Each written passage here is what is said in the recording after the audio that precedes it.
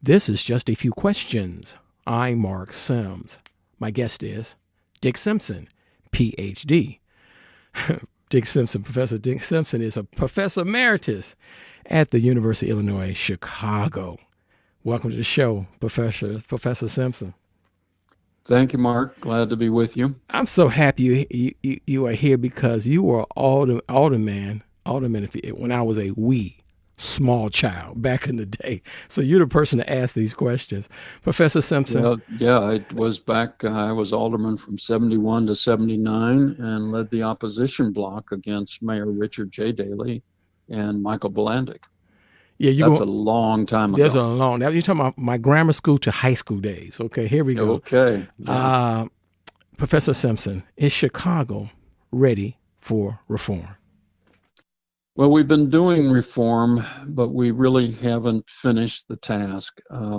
Chicago is still the most corrupt city in the United States, and Illinois is the third most corrupt state in the United States. So that gives just a quick indication of where we have to go. It's costing us $500 million a year in a corruption tax, that is the cost of government that is increased because of corruption that we get no services for, and crooks only take the money away. Now, see, it sounds like it's hopeless because I like talking about crime in this on this podcast a lot, and people will say, "Guess what? This is Chicago, Mark. You will never reduce neighborhood crime. You will never get rid of corruption in the city of Chicago." Is that just fatalistic, or is there some truth to that, Professor Simpson? Well, it's been a long-standing problem, both. Chicago has frequently been the murder capital of America.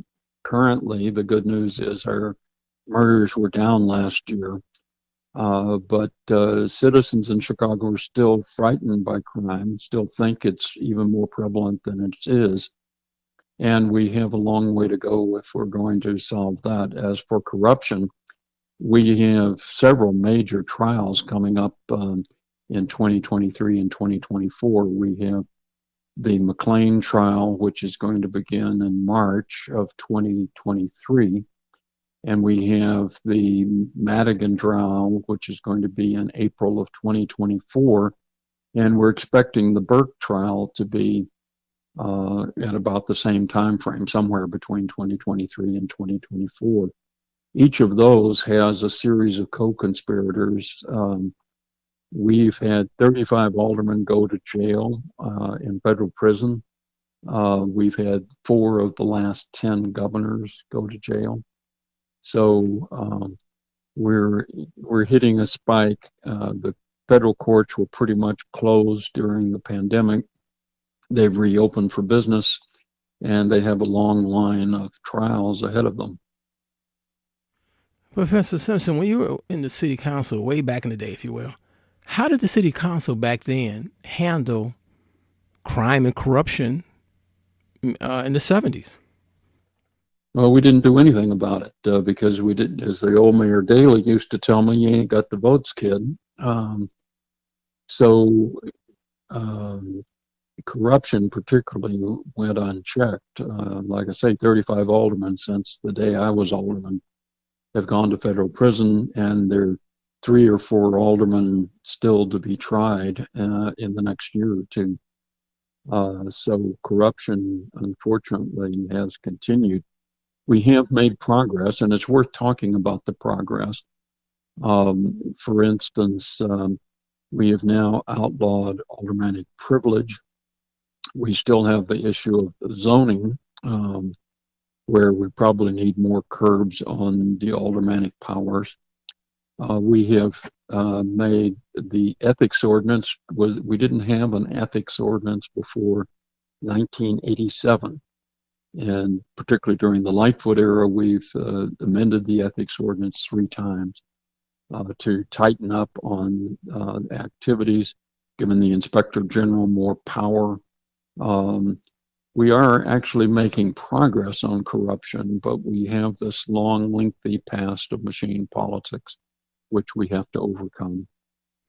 So the legacy, or not many of the legacy, the remnants of machine politics is still with us in the city of Chicago, here in Chicago. Yes, Yeah, that's what all the trials are about. The Burke, Oh, the I'm thinking Madigan, everybody went to the jail. I was Solis. thinking everybody went to jail, so it was over. But we have trials right now, of course. We have trials going forward, yes, that come out of, we machine politics had patronage, employees in city government. They gave out favors to voters in return for their vote. They gave out crooked contracts. And we've cut back on patronage. You were asking about changes. The Shachtman cases of the 1970s said there were 35,000 patronage workers in local government.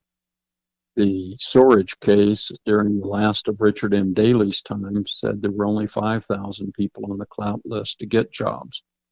And that has continued to decline both under Rahm Emanuel and Lori Lightfoot. And I expect to continue to decline. The laws are being enforced much better. We're closer to having civil service.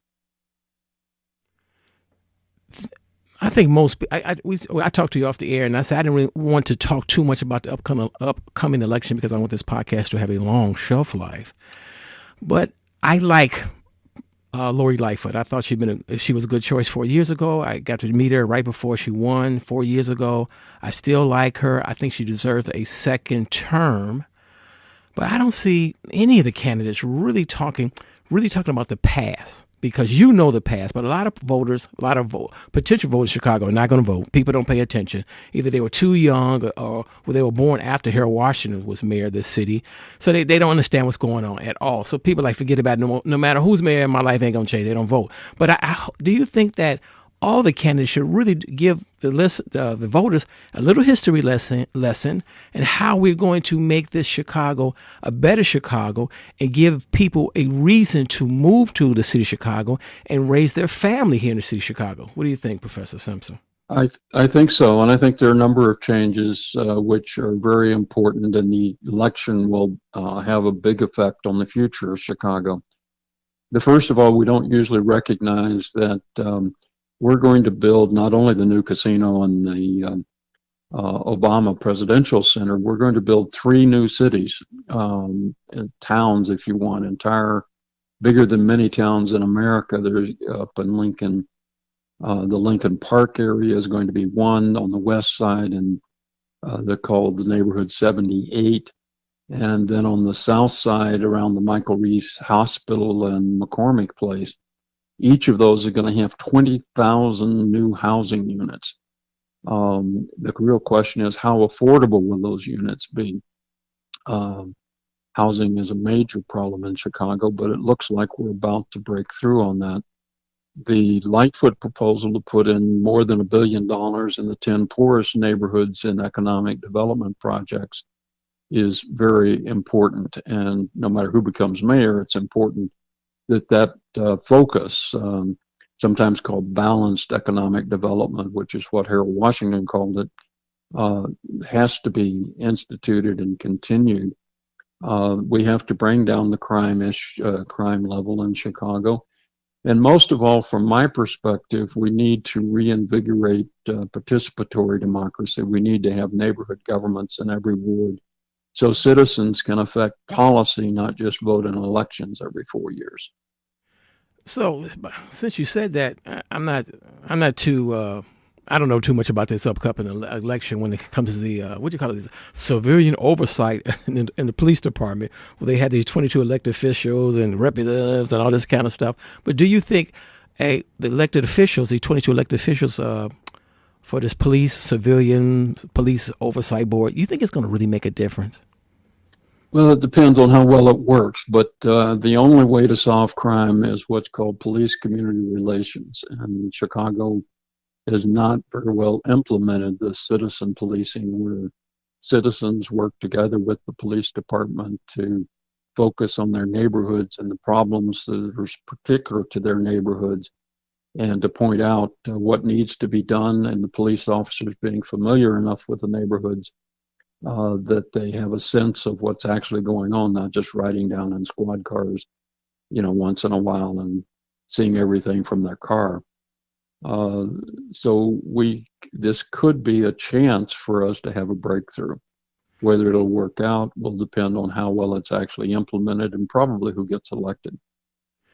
Yeah, and no matter who the next mayor of Mayor Lightfoot holds on to her jobs or gets kicked out like Jane Byrne, I think people still, some Chicagoans still want an elected school board. Do you really think, in your opinion, Professor, do you think an elected school board really improved public education here in the city of Chicago? Well, we're getting an elected school board, so that's already been passed as state law, and we're phasing into it over the next few years.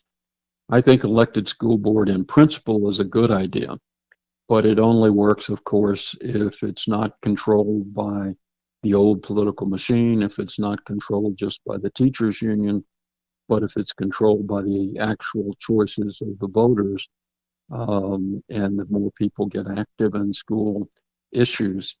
Um, we need to make major changes in the school system. I think the current school board has been doing a pretty good job, actually, maybe more than they get credit for.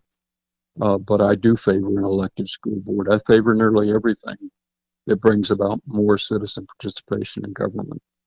Yeah, my grown children, they graduated from high school years ago, so I know some things, but I don't keep up like I used to. Cause my kids are grown. You know how that works. What I about do. What about TIFs? Some people say they say TIFs are they use them at the Lincoln Yards, but they don't do a lot of TIFs on the far south side where they. I know that to Mayor Lightfoot's credit, they finally going to build the Red Line extension. It used to be called a Lake Dam Ram back in the day, the CTA extension, if you will. But do you think do you think more TIFs should be implemented to put more investment on the far south side where I live? Well, the problem with TIFs is they're not really used as a program for development in poor neighborhoods. Um, we have too many TIFs. They have too little oversight. We've used TIFs in areas like LaSalle Street downtown, which was not really, at the time we created the TIF, was not in need of TIF money. They were going to change LaSalle Street, and so maybe a TIF makes sense there now to get affordable housing into the area downtown. But in general, TIFs have been misused. And why is that? Well, because the federal government, not only under Trump, but under many presidents, cut off funding to the cities like Chicago. So aldermen and mayors had no economic development tools, and they used TIFs to get the money that they needed to do economic development. There are many better systems for doing economic development, but only if the federal government provides it. The latest bills that passed under the Biden administration are flooding the cities like Chicago with the infrastructure improvements they need, which will bring about other development. But that's a very recent phenomenon. And with the new Republican House of Representatives, it's not likely to continue. Well, the middle class ain't what it used to be in America, and it's definitely not what it used to be in the city of Chicago. So there are some politicians, and of course, the teachers union. They would love to tax the rich or tax rich corporations or big businesses to fund the city of Chicago. Do you think that's a good idea, or you think if the rich or the rich corporations here in the city of Chicago are taxed too much, they will leave the city of Chicago? So first of all, you're right. In terms of census tracts, the number of census tracts that were middle class census tracts where middle class people live cut from 42% to 16% of all the census tracts in Chicago. That is, there's only a sliver of the middle class left in Chicago. And that is a very major problem. The people who are in the working class need to be lifted up to the middle class. There's all sorts of arguments about what policies will do that. In general, taxing the rich is a good idea. It can be too onerous, and so you have to be very careful how you put together the tax that's going to be. The best would be for the federal government to increase the tax on the wealthy, because the wealthy used to be taxed at about 90% of their income after first couple of $100,000. Back in the days of Eisenhower, they're now taxed at a much lower rate, usually 25%. A few get taxed at 32% of their wealth after a few $100,000 a year. So raising the federal income tax is sort of a no-brainer.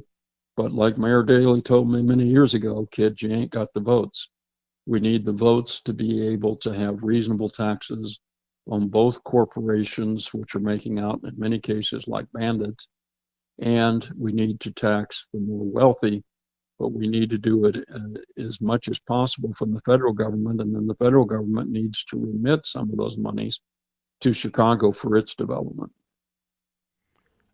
This is my last question. This is just, and I'll let you go. Professor Simpson, it just popped in my head because I don't remember everything from back in the day. Did you ever run for mayor of the city of Chicago? No, I ran for Congress twice against Dan Rostenkowski, who was a corrupt politician who was the strongest congressman in America, headed the Ways and Means Committee back in the day in the 1990s. And I came close. I came within 12,000 votes of defeating him in the Democratic primary. But the voters chose to vote for a known crook rather than a reformer at that time, because they argued, well, he's bringing back the bacon. He's bringing back money to Chicago. And the Democratic machine was very strong in the 5th Congressional District where it ran. Well, I can't thank you enough because I know you ran for something. I just can't remember what. Thank you for this history lesson and your commentary because it's excellent. And when I was a kid, I used to get some of this on the 6 o'clock news and commentaries and that kind of stuff. You don't see that much anymore. And I'm not one to read well, they don't have the newspapers that they once were. But you know what I'm saying? A lot of the 6 o'clock news doesn't give any, and the radio news don't give a lot of in-depth analysis. So, Dr. Dick Simpson, I cannot thank you enough for being my guest. Thank you, Mark.